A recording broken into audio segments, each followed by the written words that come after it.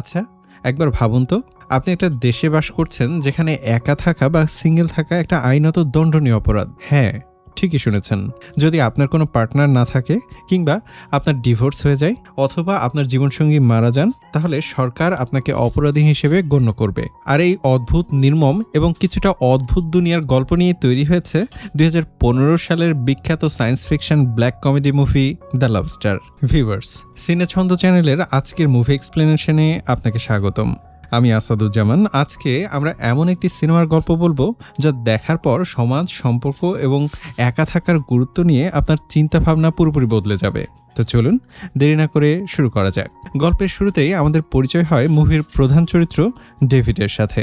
ডেভিডের মন ভীষণ খারাপ। সে এক চরম বিষণ্ণতার মধ্যে দিয়ে যাচ্ছে, কারণ তার স্ত্রী দীর্ঘদিনের সংসার ভেঙে অন্য এক পুরুষের সাথে পালিয়ে গেছে। যাই হোক, নিয়ম অনুযায়ী কিছুক্ষণের মধ্যে একটা গাড়ি এসে ডেভিডের বাড়ির সামনে এসে থামে। ডেভিড তার সাথে থাকা একটি গৃহপালিত কুকুরকে নিয়ে গাড়িতে উঠে বসে। এই কুকুরটি আসলে ডেভিডের নিজের আপন ভাই। সেও কিছুদিন আগে এই হোটেলে এসেছিল, কিন্তু নির্ধারিত 45 দিনের মধ্যে কোনো পার্টনার খুঁজে না পাওয়ায় তাকে শাস্তি হিসেবে কুকুর বানিয়ে দেওয়া হয়েছিল। ডেভিড তার কুকুররূপী ভাইকে সাথে নিয়ে হোটেলের রিসেপশনে পৌঁছায়। সেখানে হোটেলের ম্যানেজার ও কর্মচারী ডেভিডকে বিভিন্ন ব্যক্তিগত প্রশ্ন করতে শুরু করে, যেমন তার স্ত্রীর সাথে সে কত বছর সংসার করেছে, সে আগে কখনো সিঙ্গেল ছিল কিনা, কিংবা তার অন্য কোনো পার্টনার ছিল কিনা, ইত্যাদি ইত্যাদি। এরপর ডেভিডকে হোটেলের কিছু অদ্ভুত রুলস বুঝিয়ে দেওয়া হয়, যেমন সে বাস্কেটবল বা ভলিবলের মতো খেলাগুলো খেলতে পারবে না, কারণ এইসব খেলায় একের বেশি মানুষের প্রয়োজন হয় এবং সিঙ্গেলদের একা থাকার কষ্ট মনে করিয়ে দেওয়ার জন্য এগুলো নিষিদ্ধ। তবে সে চাইলে গলফ বা শুটিং এর মতো সিঙ্গেল গেমগুলো খেলতে পারবে। সবচেয়ে বড় কথা, পার্টনার হিসেবে সে শুধুমাত্র বিপরীত লিঙ্গেরই কাউকে সিলেক্ট করতে পারবে। সমকামিতার কোনো সুযোগ নেই এই হোটেলে। এই প্রাথমিক নিয়মগুলো জানার পর ডেভিডকে একটি রুমে নিয়ে যাওয়া হয়, যেখানে তার নিজের সব পোশাক ও ব্যক্তিগত জিনিসপত্র রেখে তাকে হোটেলের নির্দিষ্ট ইউনিফর্ম ও একজোড়া জুতা দেয়া হয়। কর্মচারীরা তাকে আরো 2টি নিয়ম মনে করিয়ে দেয়। এখানে চুল কাটতে হলে একদিন আগে কর্তৃপক্ষকে জানাতে হবে এবং ধূমপান করা সম্পূর্ণ নিষিদ্ধ। অবশেষে সব ঝামেলা চুকিয়ে ডেভিডকে একটি সিঙ্গেল রুম দেয়া হয়। তাকে বলা হয় আগামী 45 দিনের মধ্যে যদি সে পার্টনার ম্যানেজ করতে পারে তবেই তাকে ডাবল রুমে শিফট করা হবে। ডেভিড তার রুমে গিয়ে সবকিছু গুছিয়ে নেয় এবং জানালা দিয়ে বাইরের দিকে তাকায়। সে দেখতে পায় হোটেলের কর্মচারীরা একদল মানুষকে ধরে নিয়ে আসছে। এরা কারা জানেন? এরা হলো লোনার গ্রুপ। এবার আপনার মনে প্রশ্ন আসতে পারে, এই লোনার গ্রুপ আসলে কারা? লোনার হলো এই সমাজ ব্যবস্থার বাইরে একদল বিদ্রোহী মানুষ। তারা এই জোরপূর্বক সম্পর্কের নিয়ম মানতে রাজি নয়। তারা মনে করে একা থাকা কোনো অপরাধ হতে পারে না, তাই তারা হোটেল এবং সমাজ থেকে পালিয়ে গভীর জঙ্গলে লুকিয়ে থাকে এবং নিজেদের মতো করে জীবনযাপন করে। কিন্তু হোটেল কর্তৃপক্ষ এদের একদম সহ্য করতে পারে না, তাই তারা হোটেলের সিঙ্গেল বন্দীদের দিয়ে একটা হান্টিং মিশন বা শিকার অভিযানের আয়োজন করে। প্রতিদিন এই সিঙ্গেল মানুষদের হাতে ট্রাঙ্কুলাইজার, বন্দুক বা অচেতন করার বন্দুক দিয়ে জঙ্গলে পাঠানো হয় লোনারদের শিকার করার জন্য। এখানে হোটেল কর্তৃপক্ষ একটা দারুণ লোভনীয় অফার দেয়। নিয়ম হলো যে যত বেশি লোনার শিকার করতে পারবে সে সিঙ্গেল হিসেবে হোটেলে থাকার জন্য ততগুলো অতিরিক্ত দিন বা বোনাস ডে পাবে। প্রথম দিন ডেভিড খুব ক্লান্ত হয়ে নিজের বিছানায় শুয়েছিল। এমন সময় তার দরজায় নক করা হয়। হোটেলের ম্যানেজার তার স্বামী ও কর্মচারীদের নিয়ে ডেভিডের রুমে ঢোকেন। ম্যানেজার ডেভিডকে আবারও মনে করিয়ে দেন যে পার্টনার সিলেক্ট করার সময় সে যেন খুব সতর্ক থাকে। পার্টনারের সাথে মিল থাকাটা বাধ্যতামূলক। যেমন যদি কোনো মেয়ের এক চোখ অন্ধ হয় তবে তার পার্টনার হতে গেলে ছেলেকেও এক চোখ অন্ধ হতে হবে। কেউ যদি তোতলা হয় তবে তার পার্টনারকেও তোতলা হতে হবে। সবশেষে ম্যানেজার ডেভিডকে জিজ্ঞেস করেন যদি সে 45 দিনে ব্যর্থ হয় তবে সে আসলে কোন প্রাণী হতে চায়। ডেভিড তখন উত্তর দেয় সে লবস্টার হতে চায়। ম্যানেজার কারণ জিজ্ঞেস করলে ডেভিড বলে গলদা চিংড়ি প্রায় 100 বছর বাঁচে। এদের রক্ত মানুষের মতো লাল নয়, নীল রঙের হয়। আর সবচেয়ে বড় কথা, এরা মৃত্যুর আগের দিন পর্যন্ত প্রজনন ক্ষমতা বজায় রাখতে পারে। আর ডেভিড সমুদ্র খুব পছন্দ করে এবং ভালো সাঁতারও কাটতে পারে। ডেভিডের এই যৌক্তিক উত্তর শুনে ম্যানেজার বেশ ইমপ্রেসিভ হন এবং তাকে অভিনন্দন জানান। তবে যাওয়ার আগে কর্মচারীরা ডেভিডের এক হাত পেছনের দিকে নিয়ে এসে বেল্ট দিয়ে লক করে দেয়। এটিও হোটেলের একটি অদ্ভুত নিয়ম। নতুন আসা সিঙ্গেলদের প্রথম কয়েকদিন এক হাত বেঁধে রাখা হয়, যাতে তারা উপলব্ধি করতে পারে যে পার্টনার ছাড়া একা একা একটা হাত দিয়ে কাজ করা কতটা কঠিন এবং যন্ত্রণাদায়ক। ডেভিড কোনো রকমে এক হাত দিয়ে নিজের রাতের কাজ সেরে ঘুমোতে চলে যায়। পরদিন সকালে একটি অ্যালার্ট মেসেজের মাধ্যমে ডেভিডের ঘুম ভাঙে। তাকে ডাইনিং হলে ব্রেকফাস্টের জন্য ডাকা হয়। ডেভিড ফ্রেশ হয়ে ডাইনিং টেবিলে গিয়ে বসে এবং চারপাশের মানুষদের পর্যবেক্ষণ করতে থাকে। সেখানে তার সাথে দুজনের বন্ধুত্ব হয়। একজন হলো রবার্ট, যে কথা বলার সময় কিছুটা তোতলাই, আর আরেকজন হলো জন, যার একটা পা খোড়া। যেদিন সন্ধ্যায় হোটেলের নতুন সিঙ্গেলদের নিয়ে একটি বিশেষ সেমিনারের আয়োজন করা হয়, জন তখন একটা দুঃখের গল্প শোনায়। জন জানায় তার মাও এই হোটেলে পার্টনার খুঁজতে এসেছিল, কিন্তু নির্ধারিত সময়ে পার্টনার না পাওয়ায় তাকে নেকড়ে বাঘে পরিণত করে দেওয়া হয়েছিল। জন তার মাকে খুব মিস করত, তাই সে প্রায়ই হোটেলের পেছনে একটি নেকড়ের খাঁচার কাছে যেত, যেখানে অনেকগুলো নেকড়ে ছিল। কিন্তু জন বুঝতে পারত না যে ওই নেকড়েগুলোর মধ্যে ঠিক কোনটি তার মা। একদিন জন খাঁচার খুব কাছে চলে গেলে একটা নেকড়ে তার পায়ে কামড় দেয় এবং তার পা ড্যামেজ হয়ে যায়, যার কারণে সে এখন খোঁড়া। সম্প্রতি জনের স্ত্রী মারা গেছে, তার স্ত্রীও নাকি খোঁড়া ছিল, তাই জনের ধারণা এই হোটেলে সে নিশ্চয়ই কোনো খোঁড়া পার্টনার পেয়ে যাবে। একটি মেয়ে একা একা একটা রাস্তা দিয়ে হেঁটে যাওয়ার সময় একদল বখাটে ছেলে তাকে আক্রমণ করে, কিন্তু তার যদি একজন হাজবেন্ড বা পার্টনার থাকতো তবে সে অনায়াসেই রক্ষা পেত। এইসব অদ্ভুত প্রচারণার মাধ্যমে সিঙ্গেলদের মনে ভয় ঢুকিয়ে দেওয়া হতো। এরপর শুরু হয় একটি ড্যান্স প্রোগ্রাম, যেখানে ছেলেমেয়েরা একসাথে নাচ গান করার সুযোগ পায়, যাতে তারা একে অপরকে পছন্দ করতে পারে। ডেভিড একটি সুন্দর মেয়েকে ডান্স করার জন্য আহ্বান জানায়, কিন্তু নাচের মাঝেই ডেভিড খেয়াল করে মেয়েটির নাক দিয়ে হঠাৎ করে রক্ত পড়ে। ডেভিড বুঝতে পারে এই মেয়ের সাথে তার কোনো মিল নেই, তাই সে তাকে এড়িয়ে চলে। পরের দিন সবাইকে আবারও জঙ্গলে পাঠানো হয় লোনার শিকার করার জন্য। ডেভিড দয়া করে কোনো লোনারকে গুলি করতে পারে না, কিন্তু তাদের দলের একটা নিষ্ঠুর মেয়ে টপাটপ লোনারকে শিকার করতে থাকে। এই মেয়েটি এতটাই নিষ্ঠুর যে সে ইতিমধ্যে 192 জন লোনারকে শিকার করে রেকর্ড তৈরি করেছে এবং নিজের থাকার সময় অনেক গুণ বাড়িয়ে নিয়েছে। এই হোটেলের আরো একটি ভয়ঙ্কর নিয়ম ছিল, এখানে কেউ মাস্টারবেড বা হস্তমৈথুন করতে পারবে না। অথচ হোটেলের সুন্দরী নারী কর্মচারীরা প্রতিদিন পুরুষদের প্ররোচিত করত, যাতে তাদের মধ্যে পার্টনার খোঁজার তাগিদ বা কামনা বাসনা জেগে ওঠে। কিন্তু কেউ যদি গোপনে মাস্টারবেড করার সময় ধরা পড়তো তবে তাকে চরম শাস্তি দেওয়া হতো। যেমন রবার্ট একদিন গোপনে এই কাজ করার সময় ধরা পড়ে। শাস্তি হিসেবে হোটেলের কর্মচারীরা রোবটের হাত দুটো একটা টোস্টারে ঢুকিয়ে আগুন জ্বালিয়ে দেয়, যাতে সে আর কোনোদিন এই কাজ করার সাহস না পায়। দিন দিন ডেভিডের সময় ফুরিয়ে আসছিল, তার হাতে আর মাত্র কয়েকদিন সময় রয়েছে। একদিন বাসে যাওয়ার সময় এক মহিলা ডেভিডকে পার্টনার হওয়ার প্রস্তাব দেয়, কিন্তু ডেভিড তাকে পাত্তা দেয় না। মহিলাটি তখন হতাশ হয়ে ডেভিডকে বলে তার হাতে মাত্র 2 দিন সময় আছে, যদি সে পার্টনার না পায় তবে সে হোটেলের ছাদ থেকে লাফ দিয়ে আত্মহত্যা করবে, তাও সে পশু হতে চায় না। ডেভিড তার কোনো কথায় প্রতিক্রিয়া দেখায় না। এদিকে খোঁড়া জন দেখলো তার সময় শেষ হয়ে আসছে। সে মরিয়া হয়ে সেই নাক দিয়ে রক্ত পড়া মেয়েটিকে টার্গেট করে, কিন্তু জনের তো নাক দিয়ে রক্ত পড়ে না, তাহলে মিল হবে কিভাবে? জন তখন এক চরম প্রতারণার আশ্রয় নেয়, নিজের নাকে সজোরে আঘাত করে নাক দিয়ে রক্ত বের করে। এরপর সে মেয়েটির সামনে গিয়ে দেখায় যে তারও নাক দিয়ে রক্ত পড়ার রোগ রয়েছে।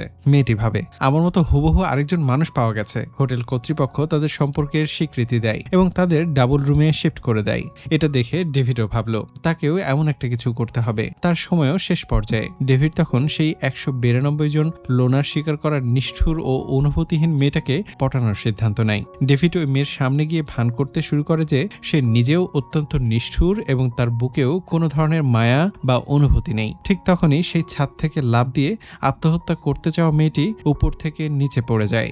ডেভিড এবং সেই নিষ্ঠুর মেয়েটি দুজনেই সেখানে উপস্থিত ছিল। ডেভিড মেয়েটির সামনে প্রমাণ করার জন্য লাশের কাছে যায় এবং এমন ভান করে যেন এই মৃত্যুতে তার কিচ্ছু যায় আসে না। এটা দেখে নিষ্ঠুর মেয়েটি বেশ ইমপ্রেসও হয় এবং ডেভিডকে নিজের পার্টনার হিসেবে সিলেক্ট করে। এরপর তারা ডাবল রুমে শিফট হয়। কিন্তু কোনো মিথ্যা সম্পর্ক কি বেশি দিন টেকে?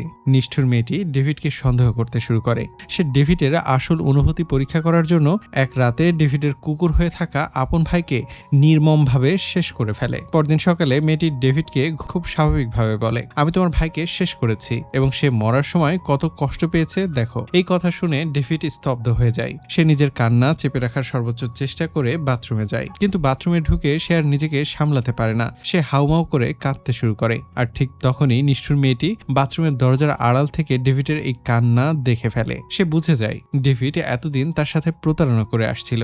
মেয়েটি রেগে গিয়ে ডেভিডকে ধরে হোটেলের বিচারকদের কাছে নিয়ে যাওয়ার চেষ্টা করে, কিন্তু ডেভিড কোনো রকমে তার হাত ছাড়িয়ে পালিয়ে যায়। ঠিক সেই মুহূর্তে হোটেলের এক কাজের মেয়ে ডেভিডকে সাহায্য করে। এই মেয়েটি আসলে ছদ্মবেশে থাকা লোনার গ্রুপের একজন সদস্য ছিল।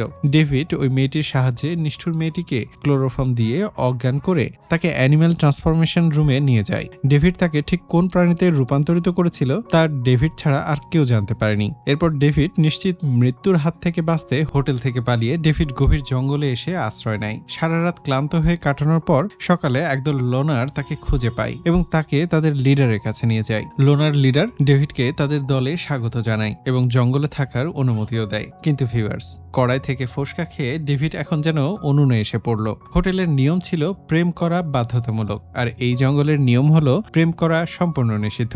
এখানে কেউ কারোর সাথে প্রেম, রোম্যান্স, ফ্লার্ট বা শারীরিক সম্পর্ক করতে পারবে না। কেউ যদি এই নিয়ম ভাঙে তবে তাকে অঙ্গহানি বা জিভে কেটে দেওয়ার মতো কঠিন শাস্তি দেওয়া হবে। ডেভিড সেখানে এমন একজন মানুষকে দেখে যে ফ্লার্ট করার অপরাধে নিজের জিভে হারিয়েছে। কিন্তু মানুষের মন কি আর নিয়মের বেড়াজাল মানে? জঙ্গলে থাকা রেচেল নামের একটি মেয়ের সাথে ডেভিডের পরিচয় হয়। রেচেল প্রথম দেখাতেই ডেভিডকে পছন্দ করে ফেলে। রেচেলের চোখের দৃষ্টি খুব তীক্ষ্ণ ছিল। ডেভিড এবং রেচেল একে অপরের দিকে তাকাতে শুরু করে এবং ধীরে ধীরে তাদের মধ্যে গভীর ভালোবাসা গড়ে ওঠে। এরপর হোটেল থেকে সিঙ্গেলরা আবারও জঙ্গলে আসে লোনার শিকার করতে। শিকারের সময় ডেভিডের মুখোমুখি হয়ে যায় তার পুরনো বন্ধু রবার্ট। রবার্টের হাতে সময় আছে আর মাত্র 2 দিন, তাই সে ডেভিডকে শিকার করে নিজের সময় বাড়তে চায়। রবার্ট যখন ডেভিডকে গুলি করতে যাবে ঠিক তখনই পেছন থেকে রেচেল এসে রবার্টকে আক্রমণ করে এবং তাকে বেঁধে ফেলে। ডেভিড দ্রুত রবার্টের পোশাক খুলে নেয় এবং সেখান থেকে পালিয়ে যায়। রেচেলের এই ঋণ শোধ করার জন্য ডেভিড জঙ্গল থেকে কিছু বন্য খরগোশ শিকার করে রেচেলকে উপহার দেয়, কারণ রেচেল খরগোশ খেতে পছন্দ করত। এরই মধ্যে একদিন লোনার লিডার ডেভিড, রেচেল এবং আরেকজন সদস্যকে নিয়ে ছদ্মবেশে শহরের একটি শপিং মলে যায় কিছু জিনিসপত্র কিনতে। শপিং মলে কেনাকাটার সময় একজন সিকিউরিটি গার্ড ডেভিডকে দেখে সন্দেহ করে এবং তার ম্যারেজ সার্টিফিকেট দেখতে চায়, কারণ শহরে কোনো সিঙ্গেল মানুষ ঘুরতে পারে না। ডেভিড যখন বিপদে পড়ে যায় ঠিক তখনই রেচেল এসে ডেভিডের ওয়াইফ বা পার্টনার হিসেবে নাটক করে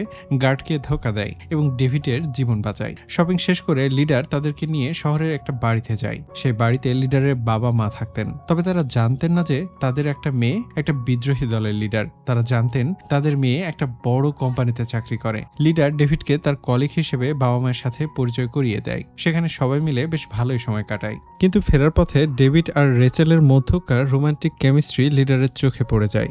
লিডার তাদের সতর্ক করে দেয় এবং দ্রুত জঙ্গলে ফিরে আসে। জঙ্গলে ফিরে আসার পর ডেভিড এবং রেচেল সিদ্ধান্ত নেয় যে তারা এই জঙ্গল থেকে পালিয়ে অন্য কোনো দেশে চলে যাবে, যেখানে তারা স্বাধীনভাবে একসাথে থাকতে পারবে। কিন্তু তার আগেই ঘটে এক ভয়ঙ্কর ঘটনা। লোনার লিডার তাদের দলবল নিয়ে এক রাতে গোপনে সেই হোটেলে আক্রমণ করে বসে। তাদের উদ্দেশ্য কাউকে খুন করা ছিল না, বরং তাদের উদ্দেশ্য ছিল হোটেলের তৈরি করা কৃত্রিম সম্পর্কগুলোর ভেতরে ফাটল ধরানো। তারা প্রথমে জনের রুমে ঢোকে এবং জনের স্ত্রীকে সত্যটা বলে দেয় যে জন আসলে কোনো নাক দিয়ে রক্ত পড়া রোগী নয়, সে তার নাকে আঘাত করে অভিনয় করেছিল। এটা শুনে তাদের বৈবাহিক সম্পর্কে ফাটল ধরে। এরপর লিডার রেচেলকে সাথে নিয়ে হোটেলের ম্যানেজারের রুমে ঢোকে। তার ম্যানেজার এবং তার স্বামীকে বেঁধে ফেলে। লিডার ম্যানেজারকে জিজ্ঞেস করে, তুমি কি তোমার স্ত্রীকে সত্যি ভালোবাসো? স্বামী উত্তর দেয়, হ্যাঁ, আমি তাকে আমার জীবনের চেয়েও বেশি ভালোবাসি। লিডার তখন একটা নিষ্ঠুর খেলা শুরু করে। সে স্বামীর হাতে একটি আসল বন্দুক দিয়ে বলে, যদি তুমি তোমার স্ত্রীকে গুলি করে মারো তবে আমি তোমাকে ছেড়ে দেব এবং তুমি একা বেঁচে থাকতে পারবে। ভিউয়ার্স, বিশ্বাসের পরীক্ষা দেখুন। সেই মুহূর্তে দাঁড়িয়ে ম্যানেজারের স্বামী নিজের জীবন বাঁচাতে একটু দ্বিধাবোধ করে না। নিজের স্ত্রীর দিকে বন্দুক তাক করে ট্রিগার চাপ দেয়। বন্দুকে অবশ্য কোনো গুলি ছিল না, কারণ লিডার শুধু তাদের ভালোবাসার গভীরতা পরীক্ষা করছিল। এই ঘটনার মাধ্যমে লিডার প্রমাণ করে দেয় যে সমাজের এই জোড়াতালির ভালোবাসা আসলে কতটা স্বার্থপর এবং মিথ্যা। এদিকে জঙ্গলে ডেভিড আর রেচেলের প্রেম আরো গভীর হতে থাকে। তারা একে অপরের সাথে কথা বলার জন্য এক অভিনব কৌশল বের করে। যেহেতু মুখে কথা বললে লিডাররা বা অন্যরা জেনে যাবে, তাই তারা দূর থেকে হাত এবং শরীরের ইশারায় এক গোপন সাইন ল্যাঙ্গুয়েজে বা ইশারার ভাষা তৈরি করে নিয়েছিল, যার মাধ্যমে তারা তাদের মনের কথা শেয়ার করত। কিন্তু মানুষের ভাগ্য সবসময় সহায় থাকে না। রেচেলের একটা ডায়েরি লেখার অভ্যাস ছিল। সে তাদের প্রেম, ভবিষ্যৎ পরিকল্পনা এবং জঙ্গল থেকে পালিয়ে যাওয়ার সব কথা সে ডায়েরিতে লিখে রাখত। একদিন দুর্ভাগ্যবশত সেই ডায়েরিটি লোনার লিডারের হাতে পড়ে যায়। লিডার সব জানতে পেরে চরম ক্ষিপ্ত হয়ে ওঠে। সে রেচেলকে শাস্তি দেওয়ার জন্য এক ভয়ঙ্কর ষড়যন্ত্র করে। পরদিন লিডার রেচেলকে বলে, শহরে একজন খুব বড় চোখের ডাক্তার আছেন, চলো তোমার একটা চোখের সার্জারি করতে হবে। রেচেল প্রথমে যেতে রাজি হয়নি, কিন্তু লিডার তাকে বুঝিয়ে সুঝিয়ে ডাক্তারের কাছে নিয়ে যায়। ডাক্তার রেচেলের চোখে অ্যানেস্থেসিয়া দিয়ে অপারেশন থিয়েটারে নিয়ে যায়। অপারেশন শেষ করে যখন তারা জঙ্গলে ফিরে আসে, তখন রেচেল বুঝতে পারে যে তার চোখের ব্যান্ডেজ খোলার পর সে আর কিছুই দেখতে পারছে না। হ্যাঁ ভিউয়ার্স, লিডার ওই ডাক্তারকে দিয়ে রেচেলের চোখ দুটোকে চিরতরে অন্ধ করে দিয়েছে। কারণ রেচেলের অপরাধ ছিল সে ডেভিডকে ভালোবেসেছে, আর ডেভিডের পছন্দের মিল ছিল রেচেলের তীক্ষ্ণ দৃষ্টির সাথে। তাই লিডার রেচেলের সেই দৃষ্টিশক্তি কেড়ে নিল। রেচেল অন্ধ হয়ে যাওয়ার পর দিশাহারা হয়ে কান্নাকাটি করতে শুরু করে এবং একটা ছুরি নিয়ে লিডারকে মারতেও যায়। কিন্তু লিডার অন্য একটা মেয়েকে সামনে এগিয়ে দেয়। রেচেল ভুল করে সেই মেয়ের পেটে ছুরি ঢুকিয়ে দেয়। লিডার তখন রেচেলকে হুমকি দেয়, যদি তুমি শান্ত না থাকো তবে তোমাকে এই জঙ্গলে ফেলে যাব। বাধ্য হয়ে রেচেল শান্ত হয়। জঙ্গলে ফিরে আসার পর রেচেল এক নদীর ধারে একা বসে কাঁদছিল। ডেভিড তার কাছে চলে এলে রেচেল প্রথমে সত্যিটা লুকোতে চেয়েছিল, কিন্তু ডেভিড যখন সবটা জেনে যায়, সে রেচেলকে জড়িয়ে ধরে সান্ত্বনা দেয় এবং লিডারের উপর প্রতিশোধ নেওয়ার প্ল্যান তৈরি করে। সেই রাতেই ডেভিড সুযোগ বুঝে লোনার লিডারকে ক্লোরোফর্ম দিয়ে অজ্ঞান করে ফেলে। তারপর তার হাত, পা ও মুখ বেঁধে তাকে গভীর জঙ্গলে হিংস্র পশুদের মাঝে ফেলে রেখে আসে। এরপর ডেভিড রেচেলের হাত ধরে জঙ্গল থেকে চিরতরে পালিয়ে শহরের দিকে রওনা হয়। তারা পালিয়ে শহরের একটি সাধারণ রেস্তোরাঁয় এসে বসে। তারা নতুন করে জীবন শুরু করতে চায়। কিন্তু এই সমাজের নিয়ম তো আপনারা জানেনই, দুজনের মধ্যে মিল থাকতে হবে। রেচেল এখন পুরোপুরি অন্ধ, কিন্তু ডেভিডের চোখ তো ভালো। এই সমাজে টিকে থাকতে হলে ডেভিডকেও অন্ধ হতে হবে। ডেভিড তখন রেস্তোরাঁর ওয়েটারের কাছ থেকে একটি ধারালো ছুরি চেয়ে নেয়। সে রেচেলকে বলে, আমি বাথরুমে যাচ্ছি, নিজেকে অন্ধ করে তোমার সমকক্ষ হওয়ার জন্য। রেচেল ডেভিডের এই সিদ্ধান্তকে স্বাগত জানায়। ডেভিডের ভালোবাসার পরীক্ষা এবার শুরু। সে রেস্তোরাঁর বাথরুমে যায়, আয়নার সামনে দাঁড়ায় এবং নিজের চোখের সামনে সেই ধারালো ছুরিটিকে ধরে। ওদিকে রেচেল রেস্তোরাঁর টেবিলে বসে অধীর আগ্রহে এক বুক আশা নিয়ে ডেভিডের জন্য অপেক্ষা করতে থাকে। ঠিক এই মুহূর্তে এসেই মুভিটির পর্দা কালো হয়ে যায় এবং সিনেমাটি এখানেই শেষ হয়ে যায়। ডিরেক্টর আমাদেরকে দেখাননি যে ডেভিড কি আসলেই নিজের চোখ দুটো অন্ধ করতে পেরেছিল, নাকি সে ভয়ে রেচেলকে রেস্তোরাঁয় একা ফেলে রেখে পেছনের দরজা দিয়ে পালিয়ে গিয়েছিল। এই প্রশ্নের উত্তর ডিরেক্টর দর্শকের কল্পনার উপর ছেড়ে দিয়েছেন। তো ভিউয়ার্স, এই ছিল দ্য লাভ স্টার। এবার আপনাদের কাছে একটা প্রশ্ন, আপনারা যদি ডেভিডের জায়গায় হতেন তবে ভালোবাসার মানুষের জন্য কি নিজের চোখ দুটো অন্ধ করে দিতেন, নাকি নিজের চোখ বাঁচিয়ে সেখান থেকে পালিয়ে যেতেন? আপনাদের মূল্যবান মতামত অবশ্যই নিচে কমেন্ট বক্সে জানাবেন। ভিডিওটি ভালো লাগলে লাইক দিন এবং বন্ধুর সাথে শেয়ার করুন। আর সিনেমা জগতের এমন সব মনস্তাত্ত্বিক এবং অসাধারণ মুভির সহজ বাংলা এক্সপ্লেনেশন পেতে আমাদের সিনে ছন্দ চ্যানেলটি সাবস্ক্রাইব করতে একদম ভুলবেন না। আজকের মতো আমি আসাদুজ্জামান এখানে বিদায় নিচ্ছি। দেখা হবে আগামী ভিডিওতে অন্য কোনো চমৎকার মুভির গল্প নিয়ে। ততক্ষণ পর্যন্ত ভালো থাকুন, সুস্থ থাকুন। ধন্যবাদ।